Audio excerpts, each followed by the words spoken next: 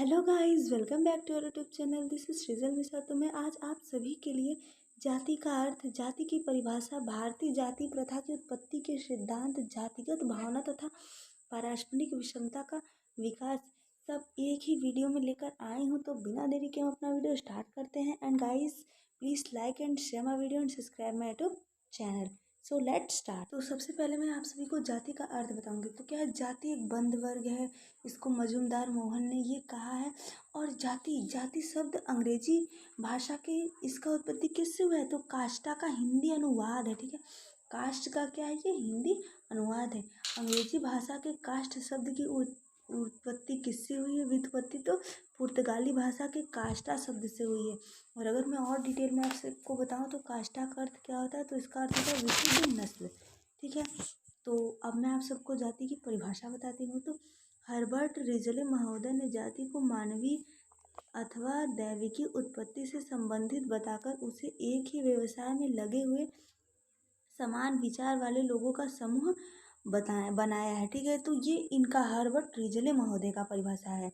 और इसके बाद डॉक्टर एडम जो स्मिथ हैं, उन्होंने कहा है कि ने जाति की परिभाषा करते हुए उनके उन परिवारों का समूह बताया जो धार्मिक संस्कारों तथा विशेष तौर पर खान पान और विवाह संबंधों की रीतियों में समान व्यवहार तथा निकटता का अनुभव करते हैं। ठीक है, क्योंकि जाति में खान पान संबंधी नियम, विवाह संबंधी नियम, ये सब पाए जाते हैं। तो ये डॉक्टर स्मिथ जो है उनकी परिभाषा। ठीक है, उसके बाद एक और हमारे समाजशास्त्री हैं, डॉक्टर श्याम शास्त्री। इनके अनुसार हमारी परिभाषा है वो क्या है? आहार तथा विवाह संबंधी सामाजिक अलगाव को ही जाति कहते हैं। तो इनकी परिभाषा बहुत छोटी, बहुत सरल शब्दों में क्या है? आहार तथा विवाह संबंधी सामाजिक अलगाव को ही क्या कहते हैं? हम जाति कहते हैं। इनमें जन्म तथा संस्कारों को नगण्य स्थान प्राप्त है। तो इन्होंने बहुत छोटी सी परिभाषा दी है। तो हम आगे देखते हैं। तो हमारा नेक्स्ट क्या है टॉपिक? जाति तथा उपजाति। मानव और मानव के बीच मानवकृत विषमता की एक और कड़ी उपजाति भी है। केतकर महोदय का विचार है कि जाति तथा उपजाति सापेक्ष शब्द है, अर्थात ये एक दूसरे के क्या है? पर्यायवाची है। लीच महोदय ने उपजाति के रूप को स्पष्ट करते हुए इसे एक ही जाति के बीच के वर्णों में वैवाहिक संबंधों द्वारा घनिष्ठता या रिश्तेदारी माना है।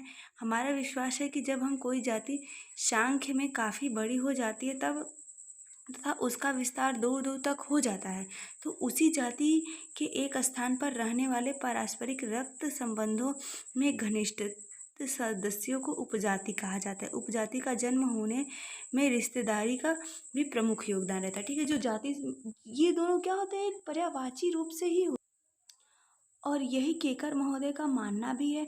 और जो लीच है वो भी यही स्पष्ट करते हैं कि वैवाहिक संबंधों द्वारा घनिष्ठता या रिश्तेदारी मानना है, और यही उनका विश्वास है। ठीक है, तो क्या इसमें हम क्या लेंगे कि पारस्परिक रक्त संबंधों में घनिष्ठता सदस्यों को उपजाति कहा जाता है। ठीक है, अगला हमारा टॉपिक क्या है?